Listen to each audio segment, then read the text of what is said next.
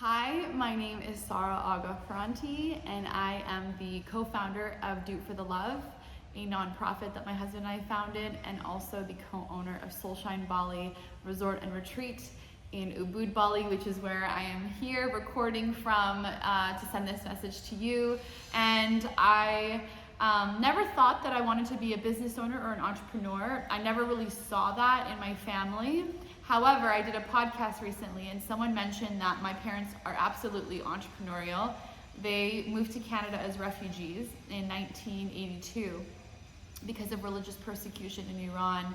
And so that in itself has a deep entrepreneurial spirit where you're giving up everything that's familiar to you in pursuit of a better life. I just love this idea of serving the greater good. It's also something that came from my family values, being raised as a Baha'i. It was always something that was important to me, and I knew that I didn't want to do shift work forever, but I was always interested in policy. In 2013, my husband and I met a very beautiful couple named Hope and Steve December. Steve was living with ALS at the time, and his wife was tweeting at Michael. He was going to be playing a festival in Florida, and he was saying, she was tweeting at him saying, "We really want to meet you. This might be Steve's last concert. Can you meet us?" And so we watched their wedding video. Being a nurse, I'm always curious of the story. I went on their website and saw their video the night before, and Steve was able-bodied. And the next time when we met them now, Steve was in a wheelchair. We could only read his lips. And this is before the Ice Bucket Challenge. So the idea of ALS and what ALS was very small. There wasn't a lot of people who understood what ALS was at the time.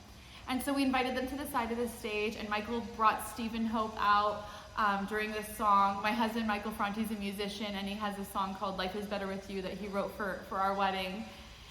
And he invited them out, and he sang the song, and he introduced Steve as for the person he is, and not for the disability he's living with or the disease that he's living with. And it was this beautiful moment where 20,000 people in the crowd are crying. Hope and Steve are having this magical moment, this memory, and me and Michael just looked at each other, and we knew that we could do this for thousands of people. And it was also very important for us to do things together, and so we founded Do It for the Love, which is a public 501c3.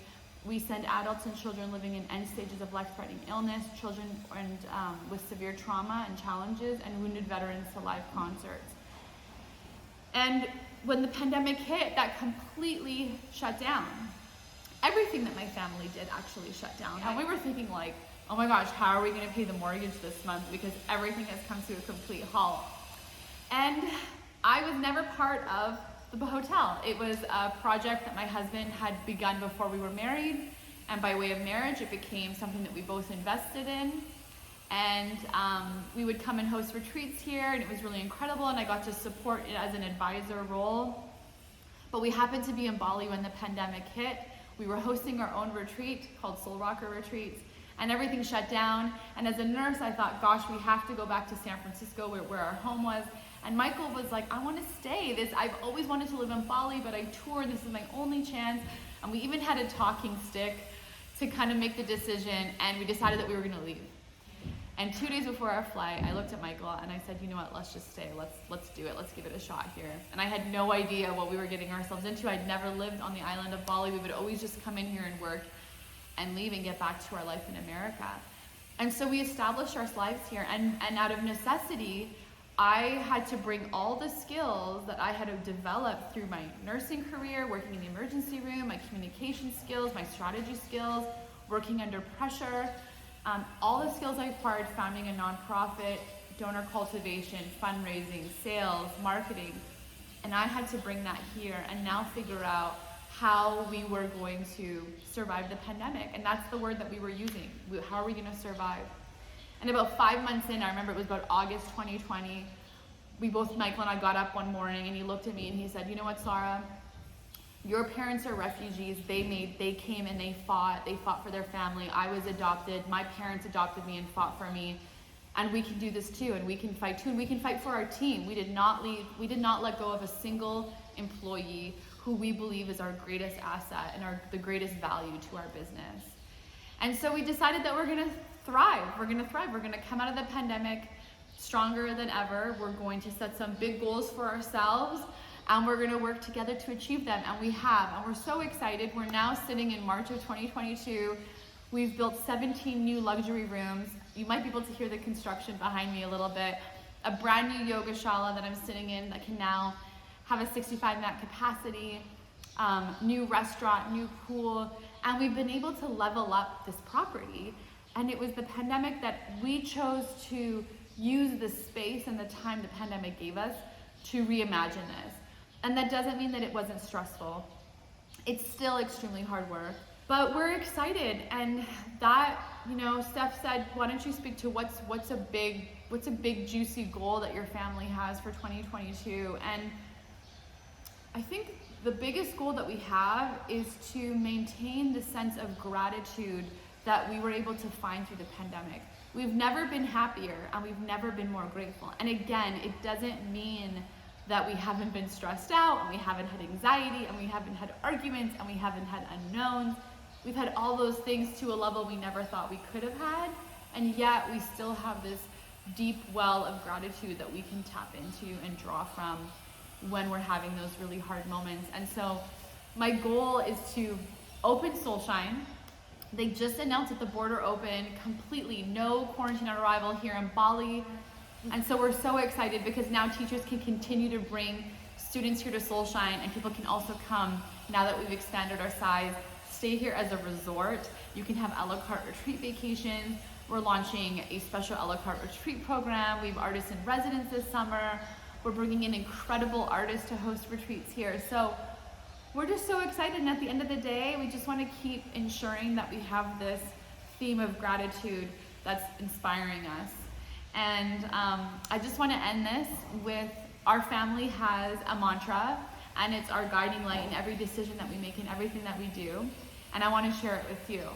And the mantra is, be your best, serve the greater good, and rock out wherever you are. And so what that means is, be your best. No one else knows what that version is. Go with your gut, follow your intuition, take the time to meditate, look inward, so that you're not fooling yourself, because deep down inside you know what that person looks like and what they stand for.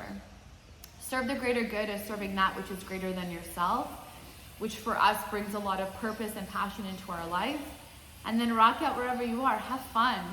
Something I struggle with the most is to enjoy the journey, but it really brings in the joy of life and the gratitude in life when you can just appreciate where you're at on the journey as you start moving towards your goals. So I wish for all of you to take that mantra home. I'm going to give it to you one more time and sign off here. Be your best, serve the greater good, and rock out wherever you are. And I hope I get to see you guys here at Soulshine in Bali.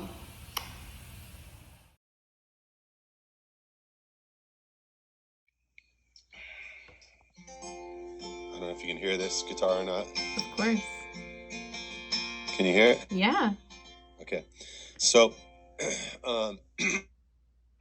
sorry, I was thinking about like how we're going to keep the lights on, right? Yeah. And I was talking to Sara, I was like, you know, all you got to do this year is just like keep the lights on, get through this year.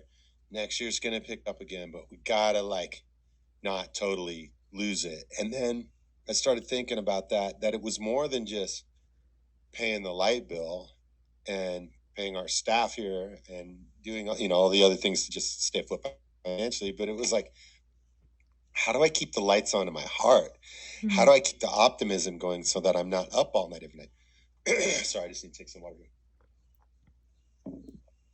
So I started, and this is how I write songs. I always write songs from what's either breaking my heart or making my heart leap with joy. And so I'm trying to keep the lights on. I'm trying to keep the lights on. I'm trying to keep the lights on. Keep the lights on. The days get darker, the nights get long, and I just keep waking up to the same old song, and that same voice in my head is always running around. Whoa, now the clock tick-tock and the whole world stops, but the bills I got, they just keep on piling up. Trying to keep up, keeping up, but it's kind of getting me down. You see, I'm just one